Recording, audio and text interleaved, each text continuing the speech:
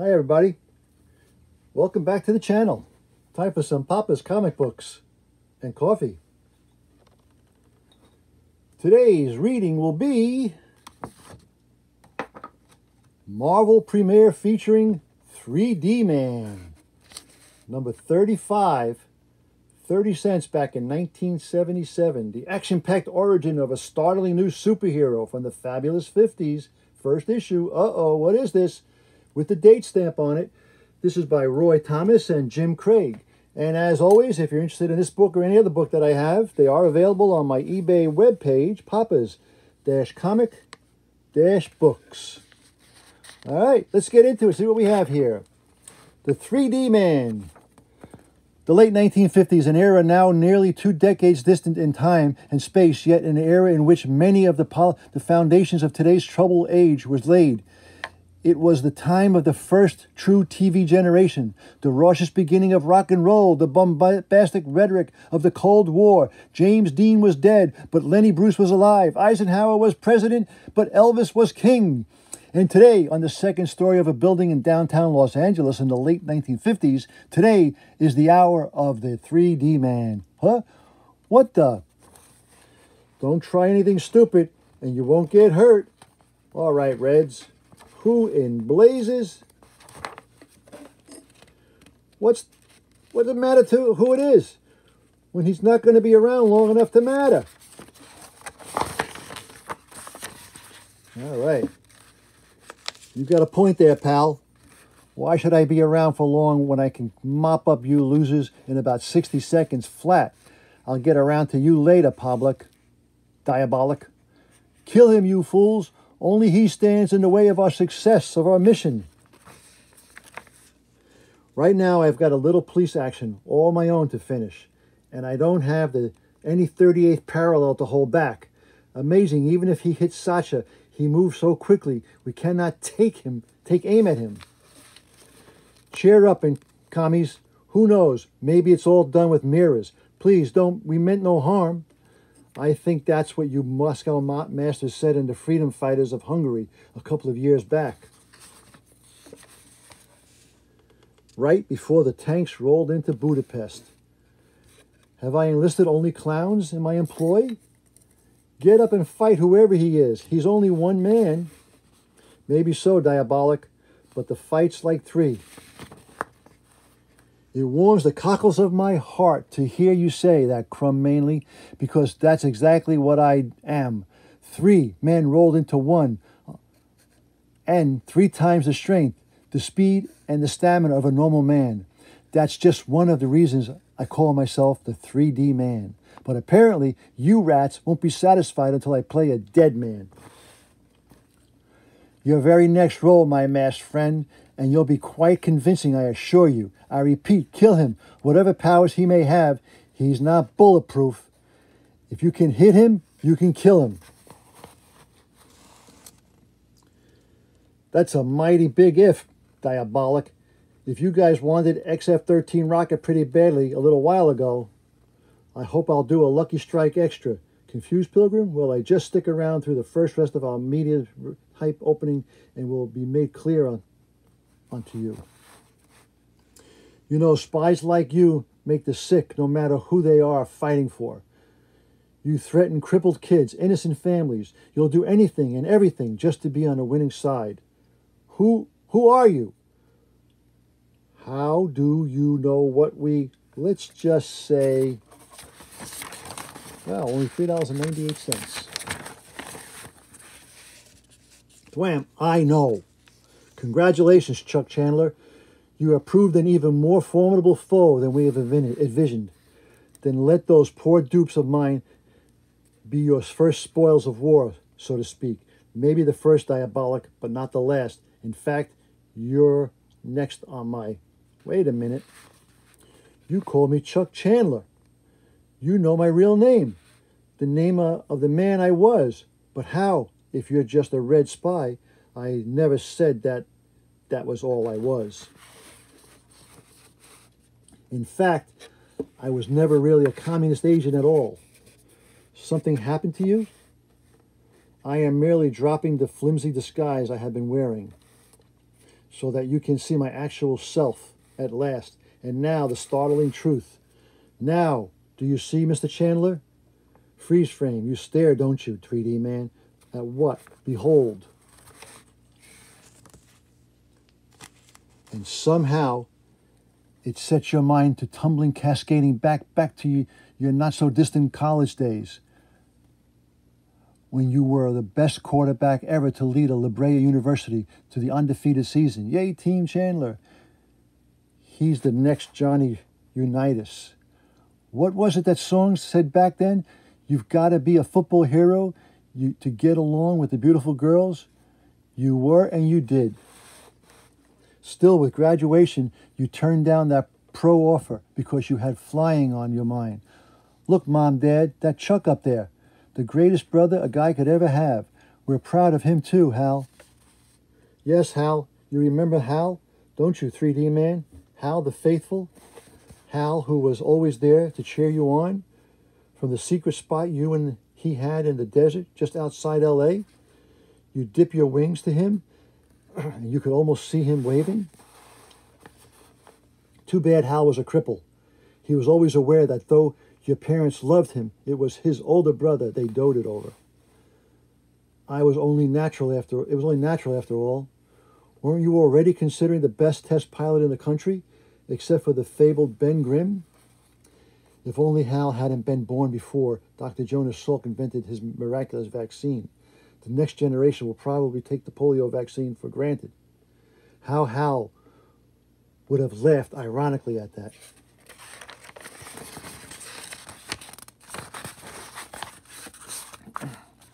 Still, he was so full of life, and you loved him for it. Come on, Hal. Peggy and I are going for a spin in my new car, and you're coming along. Since you've got the test flight tomorrow, I didn't figure. Just clam up. Come on, okay? Please. The sun was setting as you left your parents in place. Goodbye, son. And be careful flying that XF-13 tomorrow. Don't I always come back in one piece, Pop? Bye, Mom. You folks are great, Chuck. Your folks are great, Chuck. They sure are. Hey, Chuck, is that new XF-13 all I heard it is? All that and more, pal. Eventually, you stop by your house, and maybe you should say Chuck Chandler, since you're not sure just who you are anymore, are you? Here's an artist's rendition of the X-13, Hal.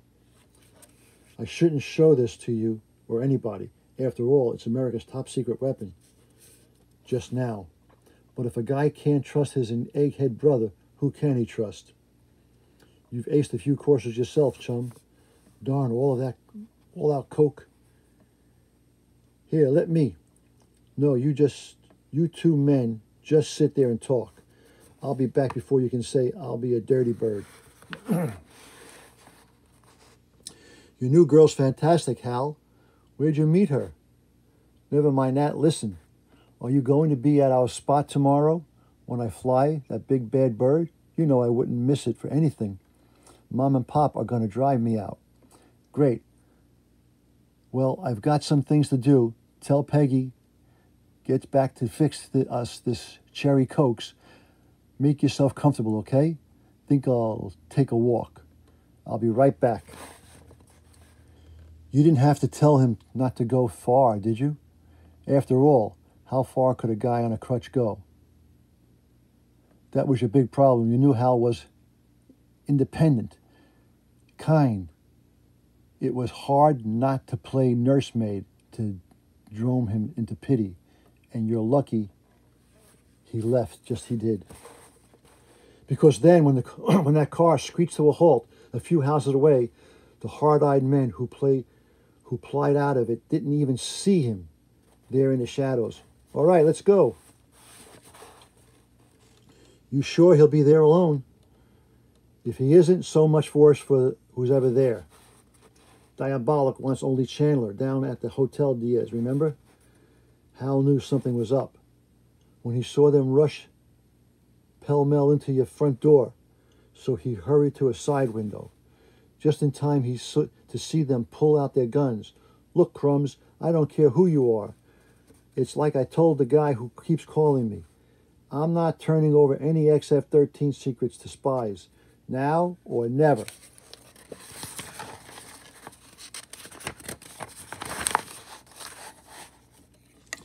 If you don't understand, Chandler, it's not paper we want any longer, but it's the X-13 itself. You're crazy. And you are a dead man if you don't agree to fly it to our rendezvous point. Moscow wants that plane. Chandler and our boss intends to get it for them. You have till the count of 3 to come with us. 1, 2, don't know if this'll work, but how's a goner if I don't try it? So I don't have much choice. Ow! Get him, big brother. Consider him got. Here, commie, take this back to the Kremlin. Oh, look out. You fool, you're in... Shoot him, he's going for the window. You all right, kid? Sure, but they'll be out the door in a second and... Buck up, little buddy. Look here, comes our silver lining, Peggy, with my car, right in the nickel of time, as Pogo would say. Chuck, hell, what in the world? No time to explain. Just make for the freeway, fast. Head for the testing center, out in the desert. They won't dare follow us there. They will when they hear what I've got to tell them. Will they let us in with you? Dawn erupts on the desert as if the very mountains and the mesas themselves were catching fire. But in the real fire, the morning is in the hearts and souls of who know that soon they will serve only the standing and waiting. It was swell of Chuck to get us these front row seats to this takeoff as soon as he is ready.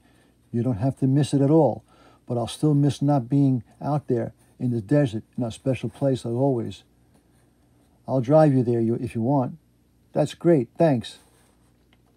Hal, how long have you been crippled? Ever since I was a kid. It seems like a million years, but I can still remember how it was to walk. Chuck's made it okay, though. He never forgets me. Chuck, wow, that black suit, the coolest thing since Brando in The Wild One. But it sure doesn't look like the usual test pilot gear. And he hopes he never will, little bitty buddy. The XF-13 isn't exactly your usual plane, son. You can say that again, pal. Chuck, is this mission especially dangerous? Dangerous?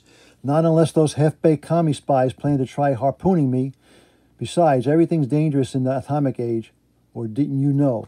Oh, Chuck, if anything were to happen to you, well, nothing is. Easy, baby. This is just some new body temperature suit. They're testing, that's all.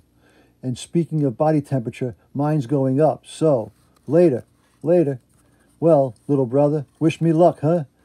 You don't need luck. You're the greatest. This is the day you make them all forget about that, Ben Grimm. It's time, Chandler. Okay, so maybe you all laid it on a bit thick that day. Or maybe you just knew something you didn't want to admit you knew. Anyway, Peggy was as good as her word. Then, sensing Hal wanted to be alone, she headed back, probably thinking Hal was an estranged kid. And maybe she wasn't entirely wrong. Then takeoff. A ground speed of 400 miles per hour, faster than nearly any earthbound vehicle anywhere in time, anytime. Next, you were streaking up into the wild blue way yonder, your ex-pilot Pather used to sing about. You couldn't have known it wasn't going to be much of a day for singing, could you? The G-force pressed you against the seat, your eyes darting from instruments to the beckoning expanse of sky. There was no way to see the shaded figure sitting in our spot, but you knew he was there. Poor kid. He'd have given anything to be making this flight with, hey, that light. Oh, baby, this I didn't believe, but I see it. You read about flying saucers and even remember seeing the films of those weird lights back in 51 that buzzed the White House information. But didn't the Air Force tell you that was all a hoax? Chandler to the ground base. Listen, I know this sounds crazy, but there's a flying saucer up here. Flying saucer? What's the gag, Chandler? There's nothing on the screen but you. I tell you, there's a saucer up here, and it's heading for that cloud. I'm going to tail it. Negative, X-13. This is a test flight, not a space patrol. Sorry, sir. I'm having trouble reading you. Must be a bad connect. Hey, what's Chuck doing up there? He's not supposed to be flying through clouds. And strangely, the only cloud in the morning sky, a cloud which mysteriously began to drift and disperse, and to reveal to all concerned, holy, he's gone. Gone, Lieutenant. What do you mean? Just that. I'm not getting Chuck on the screen. It's like he's just disappeared.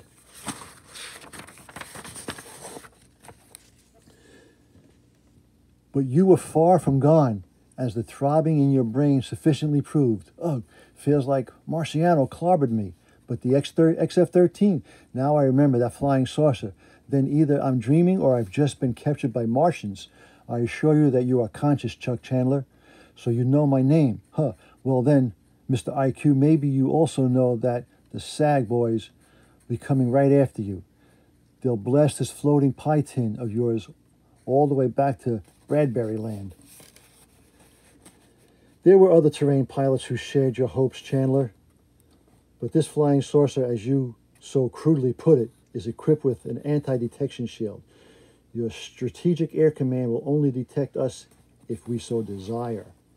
And before you debase us further by calling us Martians, behold, our world from which we Skrulls have been observing the Earth for many of your years. Observing, huh? Like you were just watching the other pilots that disappeared while following UFOs? Sorry, Saucer Man, but the time thing's not happening to me. Oh, boy.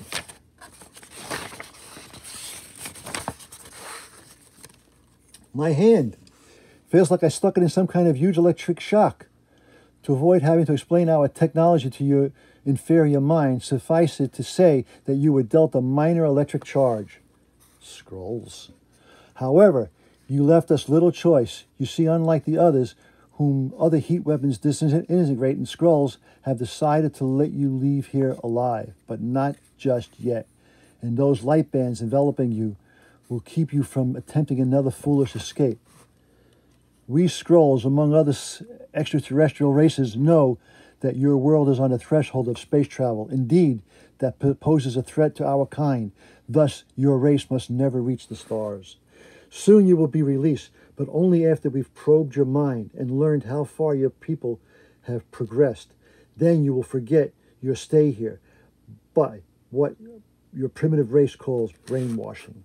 Switch off his light bands, then bring him to the apparatus. Yes, sire.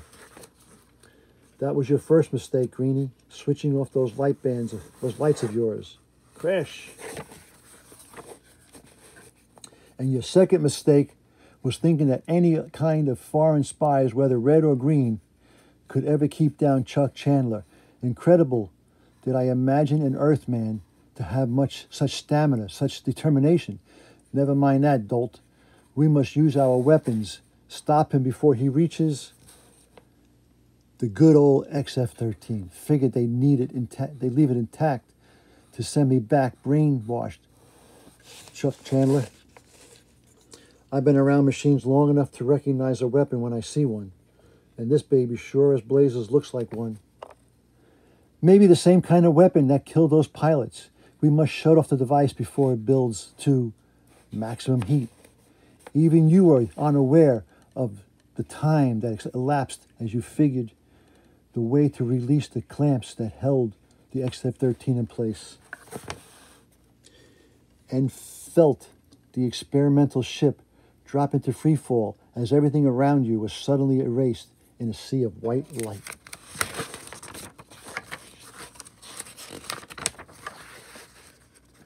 Miraculously, your ship survived the explosion that had reduced the Skrull craft to chunks of flying debris. You fought the plane's controls desperately, but it was like getting caught in the edge of an A-bomb blast. Still, you knew that you couldn't give up. Got to keep fighting, bring it under control. Then if I can only get this baby on the ground again and in one piece. Hey, now what's happening? The ship and me are starting to glow.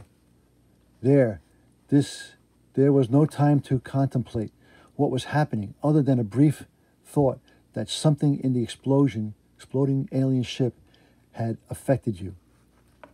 There was only time to attempt crash landing as the XF-13 bounced no more than 100 feet away from... Chuck, over here, it's me, Hal. Thank God he was thrown clear. Hal, little buddy. Wouldn't you know it? I heaped that baby right in our... But you never finished, did you, Chuck? For something was happening to your changing you, even as you attempted to touch the hand of your waiting brother. And poor crippled Hal attempted to do the same. Chuck, at that moment, you ceased to exist after a fashion as a little brother Hal. He heard nothing, though. The world about him was suddenly no more than a violent brilliance.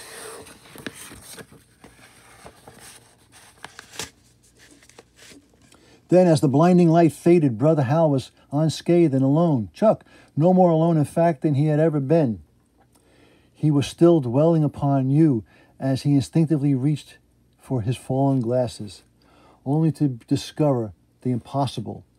Hal said nothing to the Air Force or to Peggy when they arrived at the scene of the crash.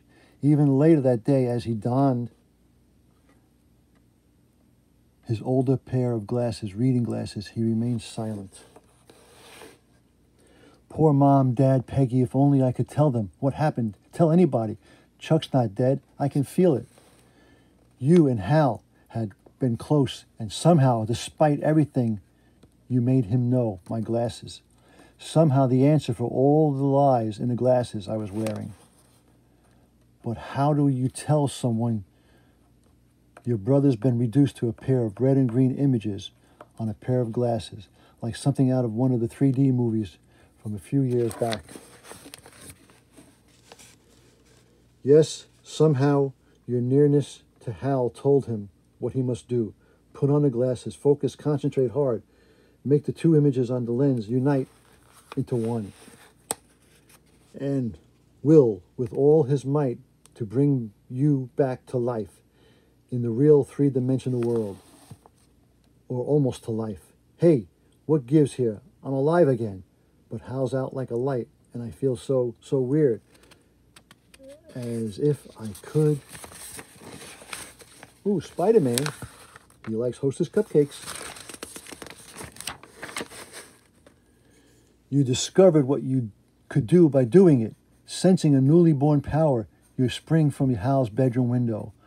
Holy Hannah, I run a mile in 1.2 minutes, and 3 times better than Roger Bannister 4-minute mile. Now I'm outrunning those bombs.